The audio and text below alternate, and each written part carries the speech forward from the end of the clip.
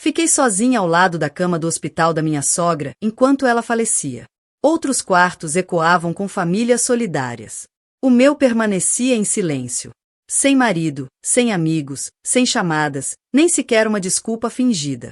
Enquanto o médico marcava a hora, uma enfermeira entregou-me a sua última carta. Lá dentro estavam nomes, uma chave e uma instrução arrepiante. O monitor deixou de apitar às 15h42 numa terça-feira. Não foi com um som dramático como nos filmes, mas com um zumbido suave e contínuo que parecia estender-se até o infinito. Fiquei imóvel, com as mãos ainda envoltas nos dedos a arrefecer da Holly, percebendo que agora eu era a única pessoa viva no quarto. A minha sogra acabará de dar o seu último suspiro e eu estava completamente sozinha. Senhora Walsh, está bem. Uma enfermeira apareceu à porta, com a prancheta pressionada contra o peito. Os olhos dela mostravam a simpatia treinada de alguém que presencia a morte diariamente, mas que ainda não se tornou insensível. Assenti mecanicamente, com a garganta apertada demais para falar. O corredor atrás dela fervilhava de vida. Familiares a abraçar médicos, crianças a segurar balões para os pais em recuperação, casais idosos de mãos dadas nas cadeiras da sala de espera. E ali estava eu, numa bolha de silêncio que ninguém se incomodara em atravessar. Liguei-lhes outra vez. Consegui finalmente dizer, a voz embaraçosamente baixa. O meu marido e a irmã dele. Disseram que vinham a caminho.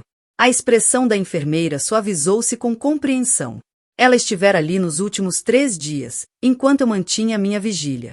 Vira-me fazer essas chamadas, deixar essas mensagens, enviar aqueles textos cada vez mais desesperados. Assistir ao vazio na porta cada vez que eu olhava para cima, cheia de esperança ao ouvir passos. Algumas pessoas têm dificuldade em despedir-se, disse com gentileza. Mas ambas sabíamos que não se tratava de dificuldade. Tratava-se de escolher não estar presente. Através da parede, consegui ouvir sons distantes de celebração vindos do quarto ao lado. Alguém estava a ir para casa naquele dia. O contraste fazia com que o meu isolamento se sentisse como um peso físico no peito. Acho que devo chamar a agência funerária, murmurei, procurando meu telefone. 3 chamadas não atendidas do trabalho. Nenhuma de Travis ou Stella. O médico tratará da papelada primeiro, explicou a enfermeira suavemente, guiando-me para a cadeira que eu mal deixará durante 72 horas. E há mais uma coisa. A Holly deixou isto para si. Do bolso, retirou um envelope selado, ligeiramente enrugado nos cantos.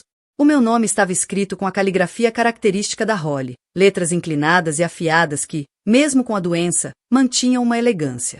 Ela fez-me prometer que só o entregaria depois de partir, explicou a enfermeira. Foi bastante insistente. Os meus dedos tremiam quando o aceitei. Nos 3 anos em que fui casada com Travis, a Holly sempre foi educada, mas distante. Não éramos confidentes íntimas a partilhar segredos. O que poderia ela ter para me dizer que não podia ter dito em vida? Abri o selo com cuidado e retirei uma única folha de papel. No topo estava colada uma chave, antiga e ligeiramente enferrujada. Por baixo, uma morada que eu não reconhecia. E uma única frase que me gelou o sangue. Nunca me amaram. Agora vão aprender o que significa ser esquecido.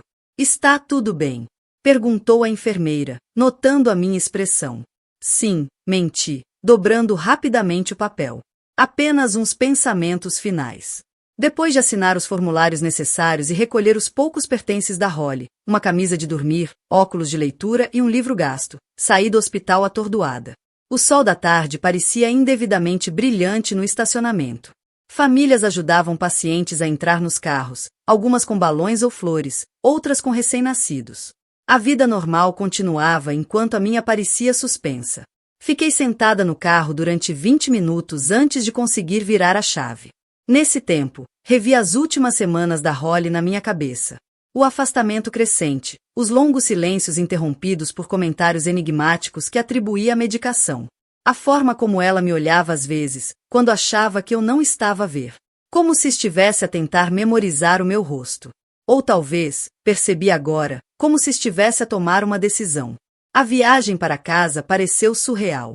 Sinais de trânsito, peões, o cotidiano a prosseguir enquanto eu carregava o peso da morte da Holly e da sua mensagem misteriosa. Verifiquei o telefone num semáforo. Ainda nada de Travis ou Stella. Estava a pendurar o casaco quando finalmente o telefone tocou. O nome de Travis iluminou o ecrã. Um misto de alívio e raiva percorreu-me. Olá, querida, disse ele casualmente. Estás quase a chegar a casa. Lembraste de comprar mercearias. Estamos sem quase tudo. A normalidade do tom dele fez-me agarrar o balcão para me apoiar. A Holly morreu hoje, disse friamente. A linha ficou em silêncio por vários segundos. Oh, disse finalmente. Quando foi isso? Às 15h42, respondi, a voz firme apesar das lágrimas a escorrerem-me pelo rosto. Teria sabido se tivesses atendido alguma das minhas chamadas. Outra pausa. Olha, tive reuniões o dia todo, sabes como é. A voz dele baixou um pouco. Bem, ela nunca foi fácil. Terminei a chamada sem responder. A casa, a nossa casa, de repente parecia insuportavelmente vazia. Na mesa da cozinha estavam contas, revistas, tralha da vida normal que agora parecia insignificante. E na minha mão, o bilhete da Holly ardia como uma brasa viva. Essa noite mal dormi. O Travis chegou tarde, deitou-se sem falar e saiu antes do amanhecer para uma reunião.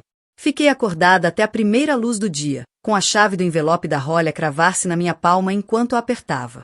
Às 7h da manhã tinha tomado uma decisão. Tomei banho, vesti-me e introduzi a morada do bilhete da Holly no GPS. Levou-me a 30 minutos fora da cidade, por estradas rurais cada vez mais estreitas, até chegar a um caminho de gravilha quase escondido por arbustos. Um portão de ferro forjado e enferrujado estava parcialmente aberto, como se estivesse à minha espera. A casa além era pequena e desgastada, a tinta branca outrora vibrante a descascar, revelando madeira cinzenta. Rosas bravas cobriam uma das paredes, os ramos espinhosos a raspar nos vidros empenados. Parecia abandonada, esquecida pelo tempo. A chave encaixou perfeitamente na fechadura manchada.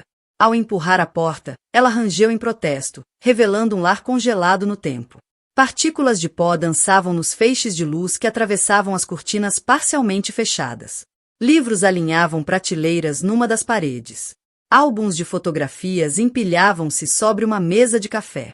E na mesa da cozinha, colocada em destaque no centro, estava outro envelope, a ser aberto após a minha morte pelo meu advogado.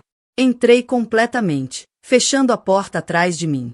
O ar cheirava a papel velho e um leve aroma a lavanda. À medida que o pó assentava à minha volta, percebi que estava na verdadeira casa da Holly. Não no lar de idosos asséptico onde o Travis insistira que ela ficasse. Este era o lugar onde o coração dela permanecerá. E de alguma forma, por razões que ainda não compreendia, ela escolhera partilhar este lugar secreto comigo. E apenas comigo. Sentei-me à mesa da cozinha na cabana escondida da Holly durante quase uma hora, a olhar para o envelope marcado para o advogado. As superfícies cobertas de pó à minha volta contavam uma história de abandono, não por descuido, mas por preservação deliberada. Este lugar estivera à espera, tal como o envelope nas minhas mãos. O nome no segundo envelope dizia Margaret Keller, advogada, com uma morada no centro da cidade. Encontrei o número online e liguei imediatamente, o coração a bater forte a cada toque. Serviços Jurídicos Keller, atendeu uma voz nítida e profissional. O meu nome é Courtney Walsh, comecei, a voz surpreendentemente firme. A minha sogra, Holly Walsh, faleceu ontem. Ela deixou-me um envelope endereçado a si. Uma pausa prolongou-se na linha. Senhora Walsh, estava à espera da sua chamada. Lamento profundamente a sua perda. A formalidade no tom dela mudou para algo mais genuíno. A Holly era uma mulher notável. Poderia vir ao meu escritório amanhã de manhã. Há assuntos que precisamos de discutir. Claro, concordei. Devo levar o envelope. Por favor. E senhora Walsh, a Holly foi muito específica quanto aos seus desejos. Ela pediu que todos os beneficiários nomeados estivessem presentes para a leitura do testamento. Isso incluiria Travis e Stella Walsh. O meu estômago apertou. Eles terão de estar presentes pessoalmente, receio. A Holly foi bastante insistente quanto a este ponto. Nessa noite, voltei para casa e encontrei o Travis esparramado no sofá a ver destaques de basquetebol. Mal levantou os olhos quando entrei. Onde estiveste o dia todo? Perguntou, os olhos ainda fixos no ecrã. Fiquei à porta, a estudar o perfil dele. O mesmo maxilar forte da Holly, mas nenhum do seu caráter. Estive a tratar dos assuntos da tua mãe, já que mais ninguém se deu ao trabalho de aparecer quando ela morreu. Isso chamou a atenção dele. Silenciou a televisão. Não comeces com essa história de culpa, Courtney. A mãe e eu tínhamos os nossos problemas. Sabes disso? O advogado dela ligou. Continuei, ignorando a sua defensiva. Temos de estar no escritório dela amanhã de manhã para a leitura do testamento. Tu e a Estela. Ele bufou. Que testamento? A mãe não tinha nada além de contas médicas. Mesmo assim, o advogado insiste que todos estejamos presentes. A senhora Keller disse que a Holly foi muito específica quanto a isso. O Travis revirou os olhos, mas encolheu os ombros. Está bem, vou ligar a Estela. Na manhã seguinte, o Travis conduziu-nos até o centro da cidade em silêncio irritado. Encontramos a Estela à porta do modesto edifício de tijolos que abrigava os serviços jurídicos Keller. Ela estava a fumar, o rosto anguloso contraído de aborrecimento. Isto é ridículo, resmungou, apagando o cigarro com força. Tive de tirar folga sem pagamento para isto. Entramos juntos no edifício, uma família apenas no sentido mais técnico. O escritório da senhora Keller era pequeno, mas impecável. Mobiliário de nogueira, livros de direito e uma única orquídea no parapeito da janela. A própria advogada combinava com o espaço. Cabelos prateados, impecavelmente vestida, com olhos astutos que pareciam avaliar-nos instantaneamente. Duas mulheres mais velhas já estavam sentadas nas cadeiras de visita. Diane e Eleanor, amigas da igreja da Holly, que eu conhecera em encontros festivos há anos. Acenaram educadamente, mas pareciam tão confusas quanto nós. Obrigada a todos por virem, começou a senhora Keller, depois de nos sentarmos. Como representante legal da Holly nos últimos 15 anos, fui encarregada de executar os seus desejos finais. O Travis olhou para o relógio com impaciência. A Estela batia com o pé, os braços cruzados defensivamente sobre o peito. Vamos prosseguir, continuou a senhora Keller, colocando os óculos de leitura e abrindo uma pasta de couro. Este é o testamento de Holly Elizabeth Walsh, revisto e autenticado há 2 meses. Começou a ler a linguagem formal do documento. Travis e Estela trocaram olhares aborrecidos. Diane e Eleanor mantinham-se respeitosamente atentas. Eu apertava minha mala, dentro da qual estavam os 2 envelopes que a Holly me deixará. Passando a distribuição dos bens, prosseguiu a senhora Keller. Ao meu filho Travis Walsh. O Travis endireitou-se ligeiramente. Deixe o meu perdão, embora não o tenhas merecido. A sala ficou em silêncio. O pé da Estela parou de bater. A minha filha Stella Walsh deixo a minha aliança de casamento, que um dia admiraste. Que te lembre de que promessas devem ser cumpridas. O rosto da Estela corou de vergonha. As minhas amigas Diane Mercer e Eleanor Thompson deixo a minha gratidão pela bondade demonstrada no meu último ano e uma quantia de $5.000 a cada uma. As 2 mulheres trocaram olhares surpreendidos. E a minha nora Courtney Walsh deixo a totalidade da minha herança remanescente, incluindo a minha residência principal na Rua Willow, número 47, todas as contas bancárias, carteiras de investimento, apólices de seguro e bens pessoais. O silêncio quebrou-se. O quê? A voz da Estela cortou a sala. Isso é absurdo. O Travis levantou-se de um salto. Deve haver algum engano. A Courtney mal conhecia minha mãe. A senhora Keller manteve-se absolutamente serena. Não há engano. A Holly estava em pleno uso das suas faculdades quando fez estas alterações. Alterações. Exigiu o Travis. Que alterações? Quando a vossa mãe reviu o testamento a 15 de março deste ano, pouco depois de receber o diagnóstico terminal. O Travis virou-se para mim, o rosto distorcido de suspeita. Tu sabias disto, não sabias. O que fizeste? Manipulaste-a enquanto estava dopada. Aproveitaste-te da confusão dela. Não fazia ideia, murmurei, genuinamente chocada. Então lembrei-me. Ela pediu-me para levar a uma consulta no centro da cidade em março. Disse que era para o plano de medicação. Esperei no carro. Nunca soube. Que conveniente, cuspiu a Estela. O papel da nora dedicada funcionou perfeitamente, não foi? Bem, vamos contestar isto. A mãe não estava no seu juízo perfeito. A senhora Keller pigarreou. Antecipei esta reação. A Holly também. Deslizou um documento sobre a mesa.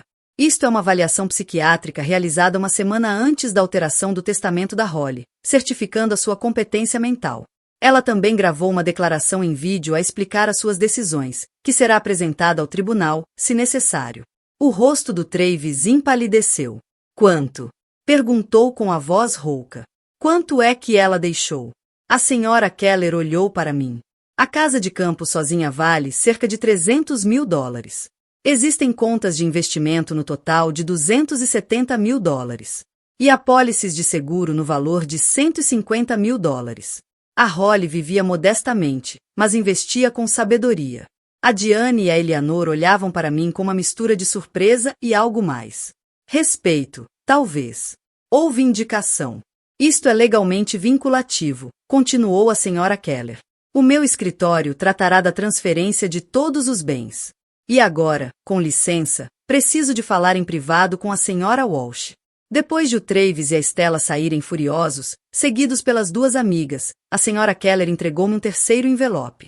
A Holly pediu-me que lhe entregasse isto após a leitura. Disse que entenderia. Sozinha no escritório, abriu com os dedos a tremer. Lá dentro estava uma única folha de papel timbrado da Holly, a sua caligrafia precisa formando apenas um parágrafo. Não perdoes ninguém. Deixa-os implorar. Deixa-os ajoelhar-se. E quando fizerem, sorri. Vira-te e vai embora. Dobrei o bilhete com cuidado e coloquei-o na minha mala junto com os outros. Quando olhei para cima, a senhora Keller observava-me com compreensão silenciosa. Ela escolheu-te por uma razão, disse a advogada suavemente. Não apenas como sua beneficiária, mas como a sua voz. Nesse momento, compreendi finalmente. A Holly não me deixará apenas dinheiro ou bens. Ela tinha me dado algo muito mais valioso. O poder que nunca teve em vida. E com ele, uma missão que iria testar todas as partes de mim. Lá fora, o Travis esperava junto ao carro, o rosto uma tempestade de confusão e raiva. A Stella tinha desaparecido. À medida que me aproximava, senti algo mudar dentro de mim. Uma nova força a correr-me nas veias. A voz da Holly parecia sussurrar-me ao ouvido. Agora eles vão aprender o que significa ser esquecidos. A viagem de regresso do escritório da senhora Keller foi excruciante. O Travis segurava o volante com os nós dos dedos brancos, o maxilar tão contraído que eu via um músculo a tremer por baixo da pele. Nenhum de nós falou. O silêncio pairava entre nós como um terceiro passageiro, pesado de acusações não ditas. Vou ficar na casa de campo esta noite, disse finalmente, enquanto estacionávamos na nossa garagem. Preciso de organizar algumas coisas da Holly. O Travis lançou-me um olhar de lado, a raiva nos seus olhos sendo substituída por cálculo. Tira o que precisares. Deve estar a ser esmagador para ti. A mudança repentina no tom dele fez-me arrepiar. Preparei uma mala com roupa para pernoitar, sem dizer mais nada, e conduzi de volta à casa secreta da Holly, a minha casa agora, de acordo com o testamento. A casa de campo parecia diferente na penumbra crescente. Menos abandonada, mais expectante. Liguei os candeeiros, limpei as teias de aranha e preparei uma chávena de chá na cozinha, onde o pó cobria todas as superfícies. Numa prateleira perto da lareira, descobri uma fila de diários encadernados em couro, abrangendo décadas, cada um rotulado com um ano, na caligrafia precisa da Holly. Escolhi o mais recente e instalei-me numa poltrona junto à janela. Lá fora, os grilos começaram seu coro noturno, enquanto eu virava a primeira página. Bem partiu há 7 anos hoje, escrevera Holly. O Travis ligou pela primeira vez em meses. Precisava de dinheiro para arranjar o carro. Dei-lhe porque sou uma tola que ainda acredita que o amor de mãe deve ser incondicional. O Ben ficaria furioso comigo. Li até os olhos me arderem. Diário após diário revelava uma mulher que eu nunca conhecera verdadeiramente. Perspicaz, observadora e cada vez mais isolada. A Holly documentara tudo. As exigências financeiras cada vez maiores do Travis. Os comentários cortantes da Stella sobre as suas escolhas de roupa embaraçosas e opiniões antiquadas. Amigos que se afastaram quando a doença tornou difícil socializar. Liguei para o Travis 3 vezes esta semana, lia-se numa entrada de apenas 6 meses atrás. Está a ignorar as minhas chamadas. Quando finalmente atendeu, ouvia-se um jogo de basquetebol em fundo. Disse que estava atolado de trabalho, mas que me visitaria em breve. Isso foi em fevereiro. Agora é junho. As mais dolorosas eram as descrições de feriados passados sozinha. Fiz um peru pequeno na mesma. Pus a mesa para 4 por hábito, embora soubesse que ninguém viria. A Stella mandou uma mensagem. Vão passar o Natal com a família do namorado, em Vermont. O Travis nem sequer se deu ao trabalho de inventar uma desculpa este ano. Dormi mal nessa noite, com as palavras da Holly a ecoarem nos meus sonhos. Na manhã seguinte, descobri um baú de madeira escondido debaixo da cama no quarto principal. Lá dentro estavam maços de cartas atados com fitas desbotadas, correspondência entre a Holly e o Ben ao longo dos 40 anos de casamento. Uma carta, datada de apenas semanas antes da morte do Ben, tocou-me especialmente. Minha querida Holly, escrevera Ben com uma letra trêmula. O médico diz que não tenho muito tempo, por isso preciso de dizer o que importa. Os nossos filhos tornaram-se estranhos para nós. Não no momento dramático, mas em 1000 pequenas traições. Vais querer deixar-lhes tudo, porque é isso que as mães fazem. Não deixes. Não recompenses quem nos abandonou na hora de necessidade. Lembra-te do que construímos juntos, Holly. Faz o que é certo, mesmo que custe. Mesmo que te parta o coração. Recoloquei cuidadosamente a carta no envelope, entendendo agora as sementes da decisão final da Holly. Estas não eram ações amargas de uma mulher velha vingativa. Eram escolhas ponderadas de alguém que finalmente reconheceu uma verdade dolorosa. Alguns laços, mesmo os de sangue, não valem a pena preservar quando estão esticados para além do reconhecimento. O meu telefone vibrou. O nome do Travis apareceu no ecrã. Hesitei antes de atender. Olá, disse ele com uma voz artificialmente alegre. Só a ver como estás. Fiz a tua massa preferida para o jantar, se quiseres vir para casa. Vou ficar aqui mais uma noite, respondi. Há muito para tratar. Sem problema, disse ele suavemente. Estava a pensar, por que não fazemos uma viagem no fim de semana, só nós os dois, como nos velhos tempos? Precisamos de algum tempo para nos reconectar depois de tudo que aconteceu. O meu estômago revirou-se com a tentativa transparente. Talvez, disse de forma vaga. Depois digo-te. Durante a semana seguinte, a metamorfose do Travis foi ao mesmo tempo fascinante e repulsiva de observar. Ligava-me todos os dias com perguntas atenciosas sobre o meu bem-estar. Limpava a casa, cozinhava refeições elaboradas nas noites em que eu ia à casa, até me comprou flores. A atuação era impecável, mas vazia. Os olhos dele continuavam calculistas, à procura de sinais de que a sua estratégia estava a funcionar. Então chegou a intimação judicial.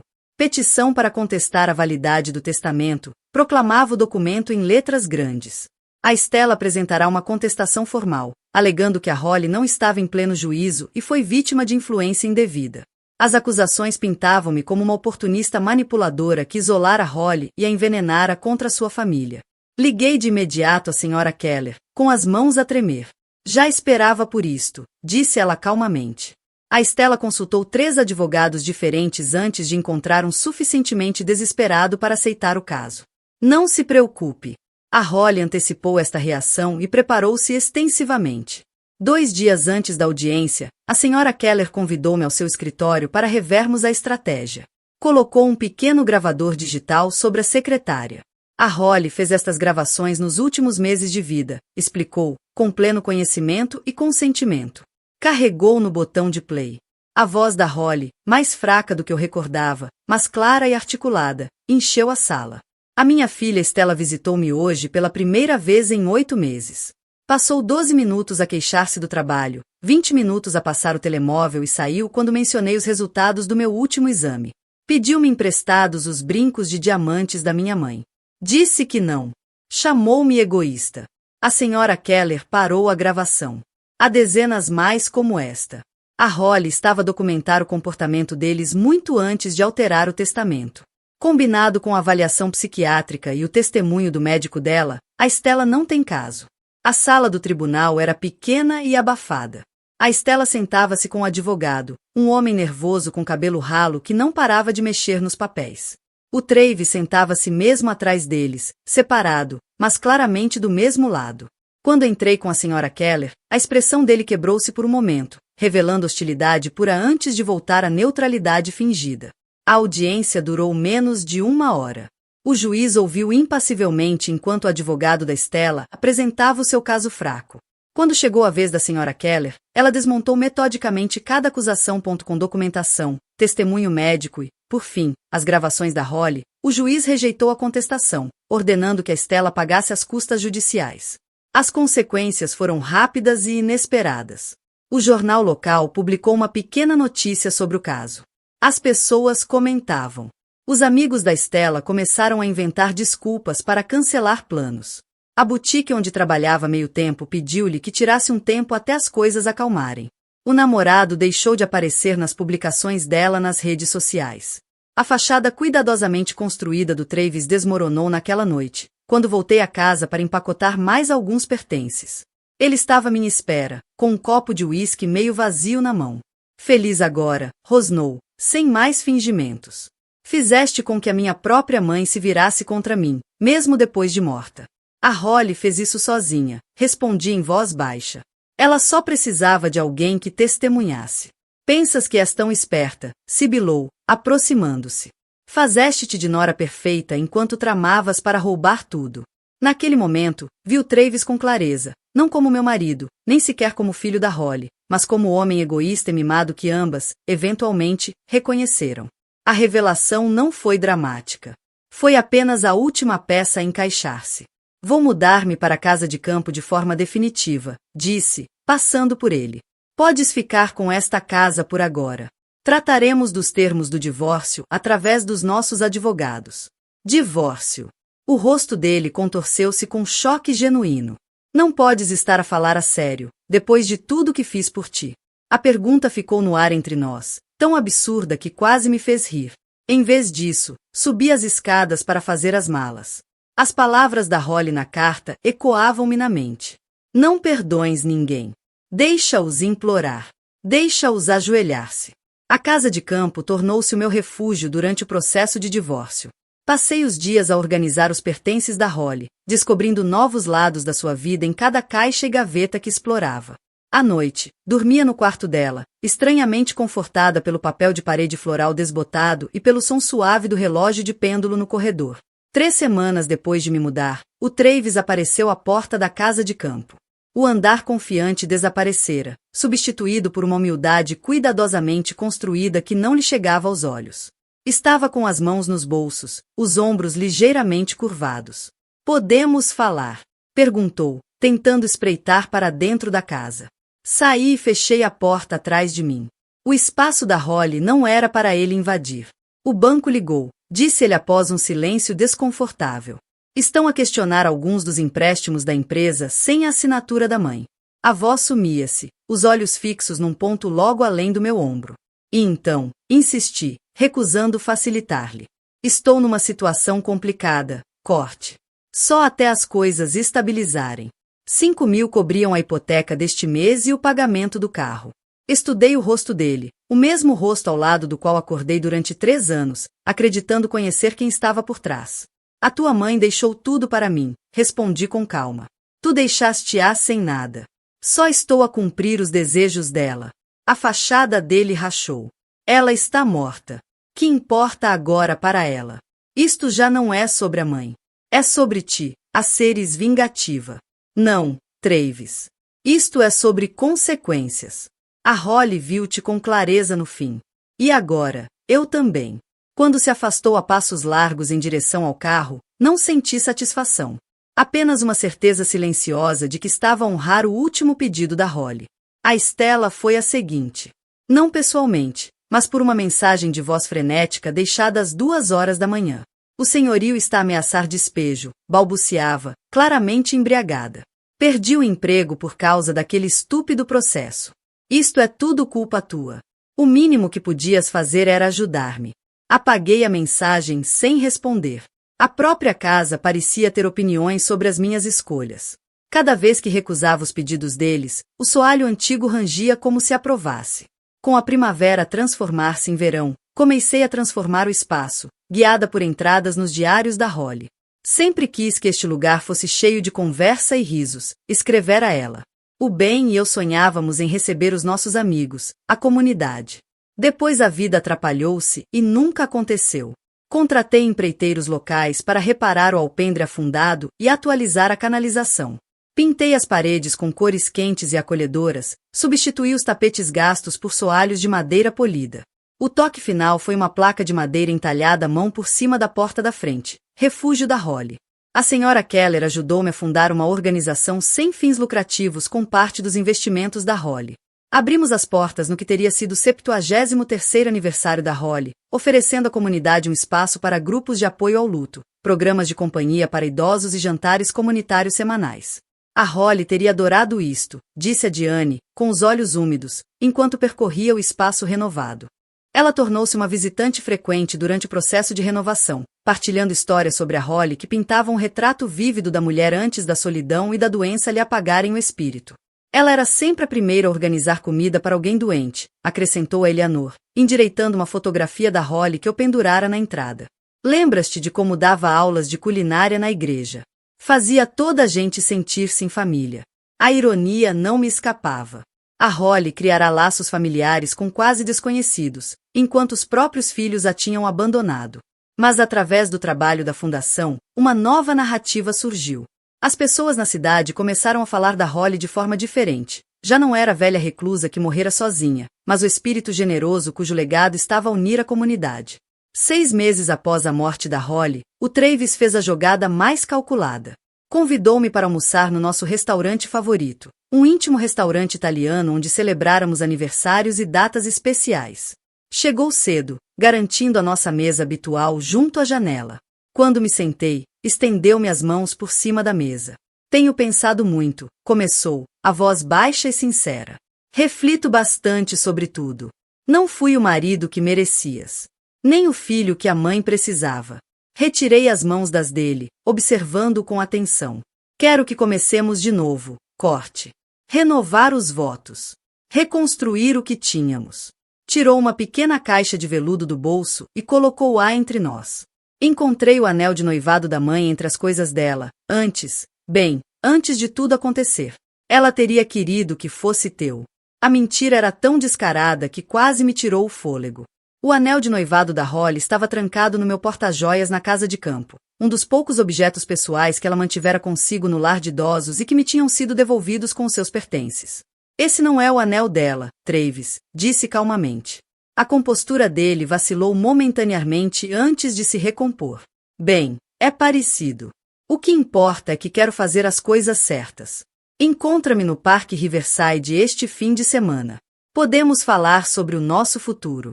Concordei, mais curiosa do que dividida, sobre o que ele tentaria seguir. O parque estava em chamas com as cores do outono quando cheguei no sábado.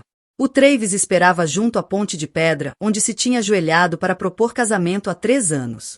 O seu sentido teatral de simetria em plena exibição. Até trouxe champanhe e 2 taças. Vieste, disse ele, sem conseguir esconder a surpresa e o alívio. Vim. Tirei um envelope pardo da minha mala. Também trouxe algo para ti. O rosto dele iluminou-se ao estender a mão para o envelope, sem dúvida à espera de um sinal de rendição. Em vez disso, encontrou os papéis de divórcio, já assinados por mim. O que é isto? Perguntou, apesar de a resposta estar claramente escrita logo na primeira página. Exatamente o que parece. Fizeste as tuas escolhas há muito tempo, Travis. Agora estou a fazer as minhas. Não podes fazer isto, gaguejou. Depois de tudo que fiz para corrigir as coisas. Tu não fizeste nada para corrigir as coisas. Corrigi-lo, disse eu.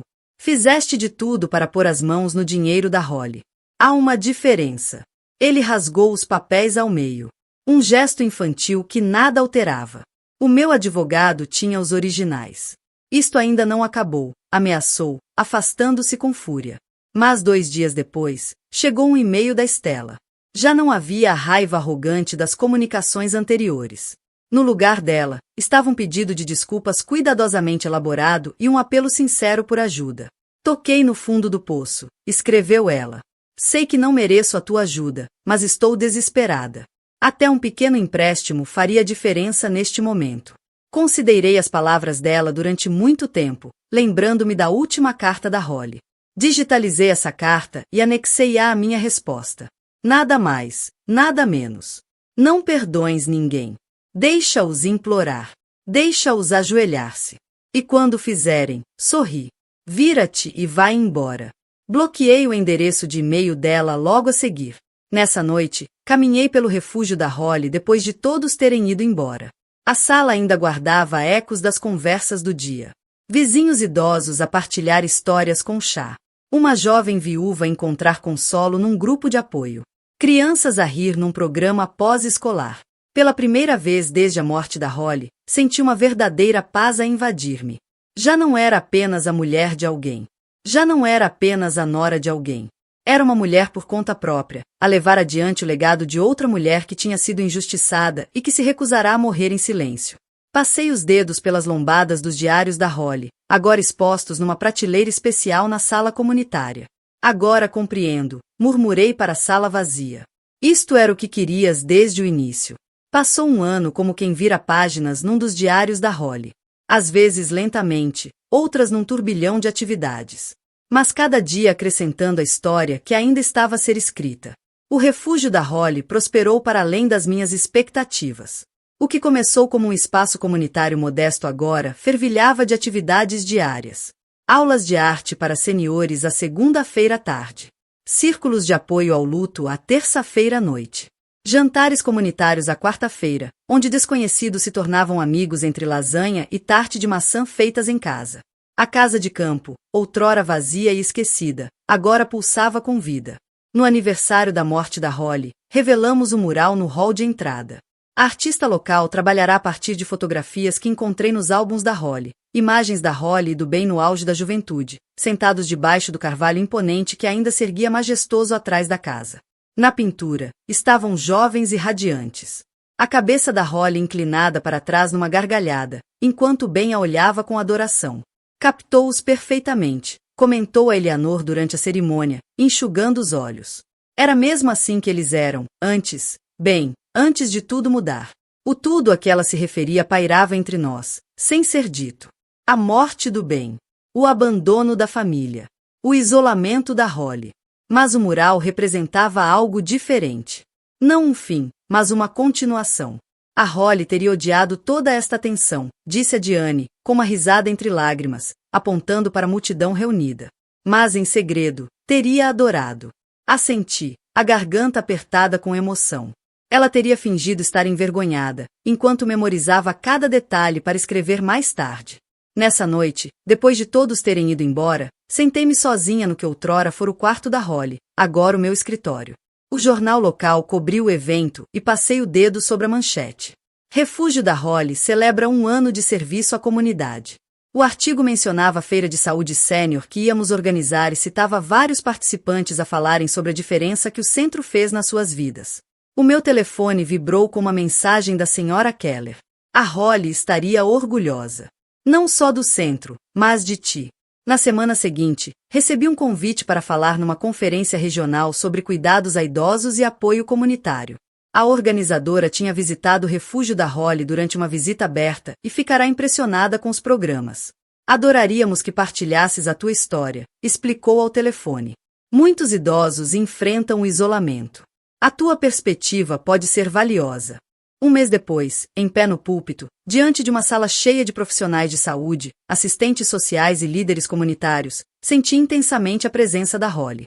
A minha sogra morreu sozinha, comecei, a voz firme apesar da emoção. Não porque não tivesse família, mas porque a família escolheu não estar lá. Partilhei a história da Holly, sanitizada dos detalhes mais dolorosos, com o nome alterado para proteger o pouco de privacidade que restava, focando-me na natureza insidiosa do isolamento dos idosos. Expliquei como acontece, não em grandes momentos dramáticos, mas numa série de pequenas traições. Chamadas não atendidas. Visitas adiadas. Respostas indiferentes. O centro comunitário que criamos não é apenas sobre atividades ou serviços, disse eu. É sobre testemunhar a vida uns dos outros. É sobre criar espaços onde as pessoas são realmente vistas e ouvidas, especialmente quando as suas famílias biológicas falham com elas. Após o meu discurso, formou-se uma fila de pessoas que queriam falar comigo. Muitos partilharam histórias semelhantes, pais ou avós que foram afastados, vizinhos idosos que passavam dias sem falar com alguém. Já pensaste em escrever um livro? Perguntou uma mulher, entregando-me o seu cartão. Sou editora na Meridian Publishing. A tua mensagem merece um público mais vasto. Essa noite, no quarto do hotel, Abri o portátil e comecei a escrever. As palavras fluíram facilmente, como se estivessem à espera de permissão para sair. Escrevi sobre a Holly. Sobre os seus diários. Sobre a mulher que só conheci verdadeiramente depois da morte. Escrevi sobre o luto, não apenas pela sua partida, mas pela relação que poderíamos ter tido se eu tivesse reconhecido a sua solidão mais cedo. Mas à medida que o manuscrito progredia nos meses seguintes, transformava-se. Os primeiros capítulos, carregados de perda e arrependimento, deram lugar a algo inesperado. Esperança. Escrevi sobre o refúgio da Holly. Sobre a comunidade que nasceu dentro das suas paredes.